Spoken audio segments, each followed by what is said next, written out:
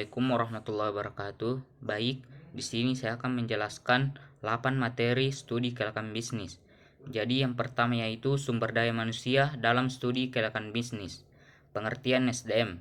Sumber daya manusia adalah salah satu faktor sangat bahkan tidak dilepaskan dari sebuah organisasi baik institusi maupun perusahaan.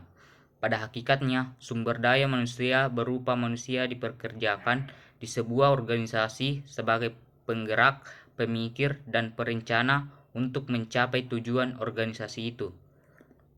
Hubungan antara studi kelayakan bisnis dengan sumber daya manusia. Studi kelayakan bisnis berkaitan erat dengan sumber daya manusia.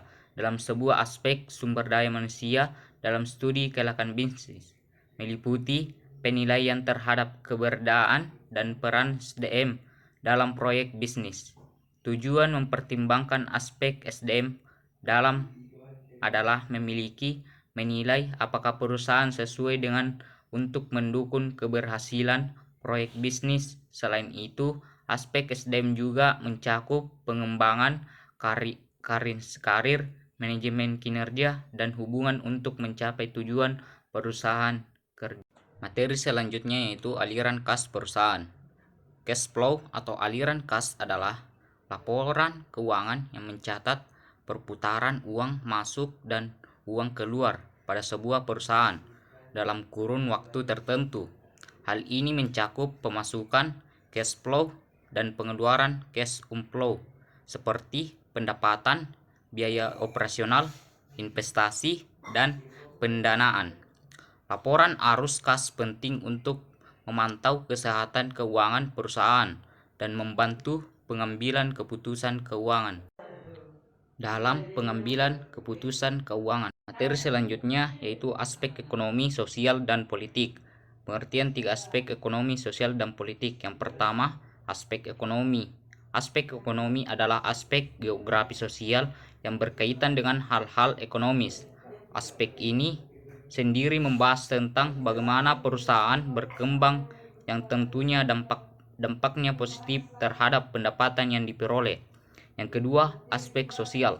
Aspek sosial merupakan hasil daripada aktivitas manusia dengan alam sekitar atau lingkungannya yang dimana salah satu bentuk itu meliputi penindasan.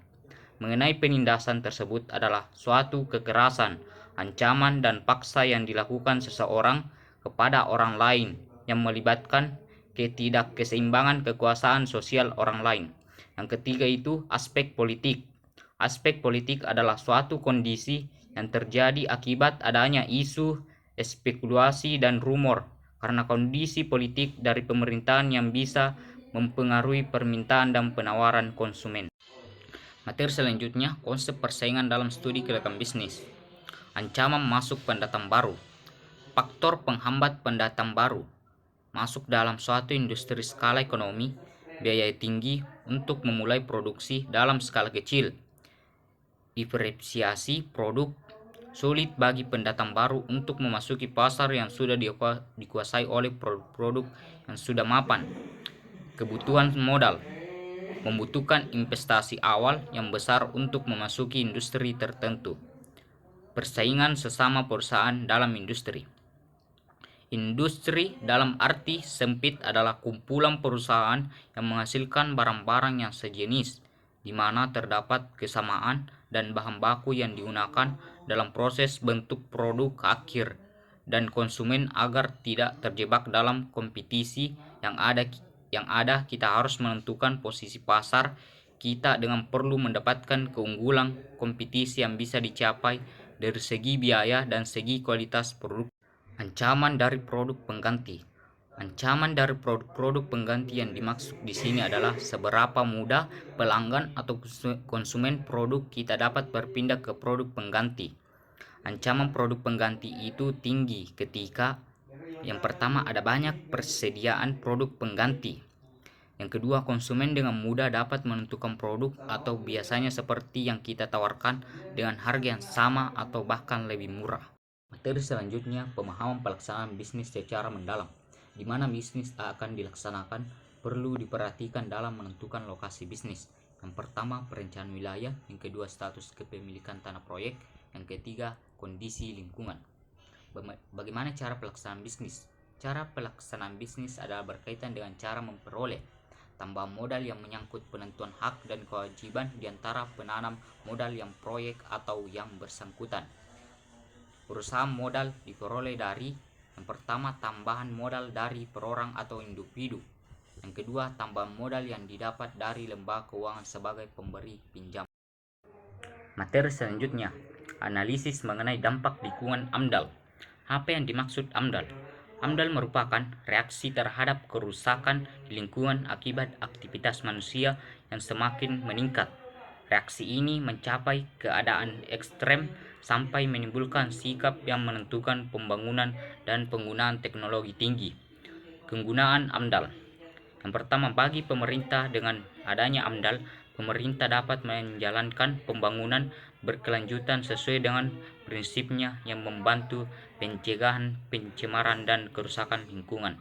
Yang kedua, bagi masyarakat, AMDAL akan memberikan ketenangan karena ada upaya menjaga lingkungan tetap aman dan bersih, serta masyarakat bisa turut berpartisipasi dalam melakukan perawatan dan mengontrol kegiatan tersebut. Materi selanjutnya, sistematika pengelolaan lingkungan terhadap studi kelayakan bisnis. Sistematika pengelolaan lingkungan. Sistematika pengelolaan lingkungan adalah urutan langkah yang dilakukan untuk melestarikan fungsi lingkungan hidup dan mencegah terjadinya pencemaran atau kerusakan lingkungan. Sistematika pengelolaan lingkungan meliputi beberapa aspek seperti perencanaan, pemanfaatan, dan pengendalian. Baik, selanjutnya materi terakhir tentang risiko terhadap berbagai aspek dalam studi kelayakan bisnis. Ada 3 risiko pada aspek SDM. Yang pertama, risiko pada aspek sumber daya manusia atau SDM dapat berasal dari berbagai faktor, termasuk faktor internal dan eksternal perusahaan. Beberapa risiko yang terkait dengan SDM antara lain keterbatasan sumber daya manusia, risiko PHK atau pemutusan hubungan kerja, perubahan kebijakan dan peraturan, risiko kecelakaan kerja, dan keterbatasan minat generasi muda. Yang kedua, risiko pada aspek keuangan. Risiko keuangan adalah risiko yang nampak kerugiannya dapat dinilai atau diukur dengan uang Yang kedua, risiko pada aspek keuangan. Risiko keuangan adalah risiko yang nampak kerugiannya dapat nilai. Yang kedua, risiko pada aspek keuangan. Risiko keuangan adalah risiko yang nampak kerugiannya dapat dinilai atau diukur dengan uang. Berdasarkan jangka waktu, risiko keuangan dapat berbagai menjadi risiko jangka pendek dan risiko jangka panjang. Prinsip jangka pendek alias kebutuhan-kebutuhan yang muncul secara tidak terduga dalam jangka pendek. Yang ketiga, risiko pada aspek pemasaran. Ada 3. Yang pertama, persentase biaya promosi. Yang kedua, tingkat penjualan per sales person, dan indeks kepuasan konsumen.